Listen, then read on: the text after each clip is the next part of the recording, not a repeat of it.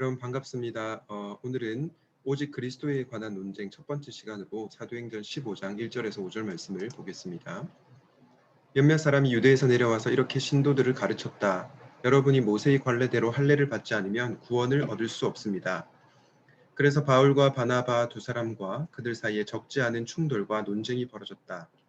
드디어 안디옥 교회는 이 문제로 바울과 바나바와 신도들 가운데 몇 사람을 예루살렘으로 올라가게 해서 사도들과 장로들을 찾아보게 하였다. 그들은 교회의 전송을 받고 떠나서 페니키아와 사마리아를 거쳐가면서 이방 사람들이 회개한 일을 이야기하였다. 그리하여 그들은 그곳의 모든 신도들을 매우 기쁘게 하였다. 예루살렘에 이르러서 그들은 교회와 사도들과 장로들에게 환영을 받고 하나님께서 그들과 함께 행하신 일들을 모두 보고하였다. 그런데 바리새파에 속하였다가 신도가 된 사람 몇이 일어나서 이방 사람들에게도 할례를 행하고 모세의 율법을 지키도록 명하여야 합니다 하고 말하였다. 아멘. 오늘은 오직 그리스도에 관한 논쟁 첫 번째 시간으로 예수님만으로인가 아니면 예수님 말고도인가 라는 주제를 살펴보도록 하겠습니다. 여러분 당시의 배경을 좀 알 필요가 있는데요. 사도행전 15장 전에 13장 14장에 보면요. 초대교회는 예수님이 지시한 대로 복음을 예루살렘뿐만 아니라 먼 곳까지 전하기 위해서 바울과 바나바를 파송했죠. 두 선교사에게 힘겨운 여행이었지만 이를 통해서 이방인을 포함한 많은 사람들이 예수 그리스도를 믿게 되었습니다. 그러나 이런 상황 속에서도 기뻐하지 않았던 사람들이 있었던 것입니다. 오늘 15장 1절과 5절에 나오는데요. 이들은 어떻게 얘기하고 있습니까? 모세의 관례대로 할례 받지 않으면 구원 얻을 수 없다. 그래서 이방 사람들에게도 할례를 행하고 모세의 율법을 지키도록 해야 한다라고 주장하고 있는 것이죠. 오직 그리스도에 관한 논쟁이 여기서부터 시작이 된 것입니다. 여러분 유대인 신자들은요 예수님을 부정하진 않았습니다. 그런데 문제가 무엇입니까? 오직 예수 그리스도만으로를 부정했다는 것입니다. 예수 그리스도 플러스 알파가 있었던 거죠. 유대인 신자들은 오직 예수 그리스도가 아니라 그리스도 플러스 알파, 구체적으로 할례를 받는 것, 모세의 율법을 지켜야 한다라는 것을 요구했다는 것입니다. 그러므로 오직 예수 그리스도만으로 구원을 얻는다. 이 복음의 진리를 그들이 왜곡했던 것입니다. 여러분 구원에 관한 성경의 가르침은 무엇입니까? 에베소서 2장 8절 9절이 잘 말씀해주고 있는데요. 제가 읽어보도록 하겠습니다. 너희는 그 은혜에 의하여 믿음으로 말미암아 구원을 받았으니 이것은 너희에게서 난 것이 아니요 하나님의 선물이라. 구원을 뭐라고 표현하고 있습니까? 하나님의 선물이라고 표현하고 있는데요. 너희는 그 은혜에 의하여 믿음으로 말미암아 받았다고 합니다. 여기서 믿음으로 말미암아 받았다는 것은 믿음도 구원의 근거가 아니라는 것이죠. 믿음으로 말미암아 받았다는 것입니다. 믿음은 구원을 받는 채널이요 통로이지 믿음은 오직 그리스도 하나님의 그 구원의 은혜로 받는 것이라는 거죠. 그래서 9절은 이렇게 얘기합니다. 행위에서 난 것이 아니니 이는 누구든지 자랑하지 못하게 함이라. 여러분 우리의 행위로 우리의 노력으로 구원을 받는 것이 아니라는 것입니다. 그렇기 때문에 우리가 노력해서 내가 잘해서 나는 구원을 받았다라고 말할 수 있는 사람이 아무도 없다는 거죠. 누구든지 자랑하지 못하게 함이라. 오직 하나님의 은혜, 예수 그리스도의 그 구속의 은혜로 우리가 구원을 받는다는 그 성경의 가르침을 에베소서는 잘 말씀해 주고 있는 것입니다. 여러분 이 세상의 종교와 기독교의 핵심적인 차이점이 무엇입니까? 개신교와 타종교의 핵심적인 차이점이 무엇일까요? 유명한 기독교 변증가인 C.S. 루이스에게 이렇게 물어봤습니다. 타종교와 이 기독교의 핵심적 차이가 무엇입니까? 그러자 C.S. 루이스가 이렇게 대답합니다. 은혜밖에 더 있나요? 그렇습니다, 여러분.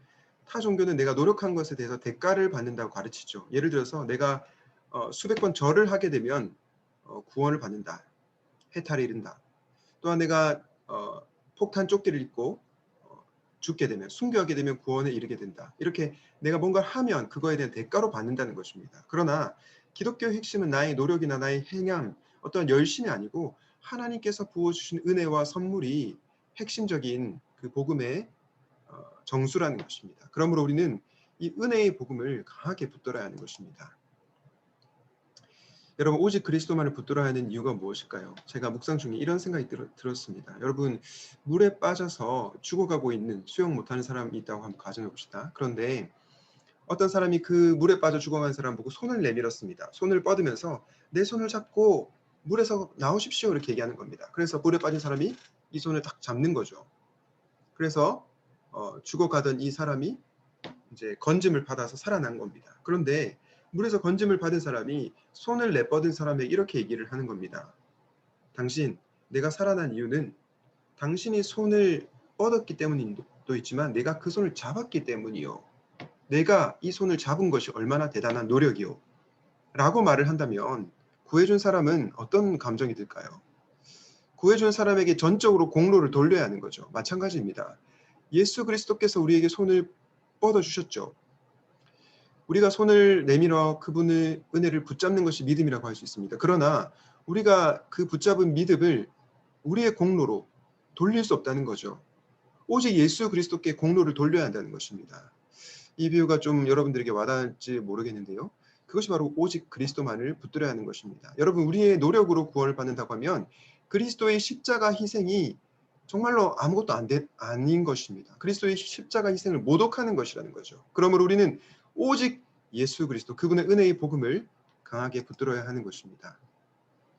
사랑하는 여러분, 여러분들은 혹시 오직 그리스도 외에 다른 것을 덧붙이고 있지는 않습니까? 성경을 열심히 읽어야 구원받는다. 기도를 많이 해야 구원받는다. 봉사를 앞장서야 구원받는다. 잘못된 생각이라는 거죠. 여러분 오해하지 마십시오. 우린 성경을 열심히 읽어야 합니다. 기도도 많이 해야 합니다. 봉사도 많이 해야 열심히 해야 됩니다. 문제가 무엇입니까? 이것을 함으로써 그 대가로 구원을 받는 게 아니라는 것이죠. 이것은 율법주의의 사고에 빠진 것입니다.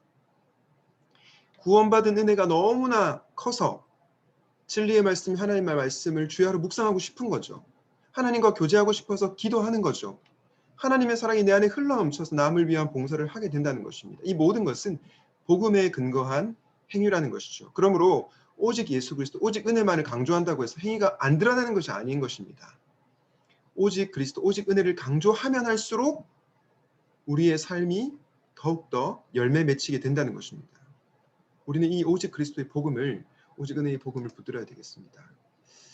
말씀을 정리하면서 이렇게 기도하면 좋겠는데요. 오직 예수만으로라는 복음의 진리에 있어서 흔들리지 않게 하여 주시옵소서. 두 번째로 자격 없는 나를 구원해 주시는 은혜에 감사하게 하소서. 마지막으로 나의 행위로 나의 노력으로 구원을 받는다는 율법주의를 경계하게 하시고 복음에 근거한 행위가 나타나게 하옵소서. 기도하시겠습니다. 자비로우신 주님, 우리에게 구원이 주어진 것은 오직 하나님의 은혜요 예수 그리스도의 공로임을 고백합니다. 우리가 오직 그리스도, 오직 은혜의 복음에 있어서 흔들리지 않도록 도와주시옵소서. 나를 위해 십자가에서 죽으신 그 주님의 사랑에 감격하게 하시고 그 사랑에 감동되어서 복음에 근거한 행위가 내 삶 가운데 나타나게 하여 주시옵소서. 율법주의를 경계하게 하시고 오직 그리스도만으로 우리가 만족하는 인생을 살아가게 하여 주시옵소서. 이 모든 말씀을 우리를 구원하여 주신 예수님의 이름으로 기도하였습니다. 아멘.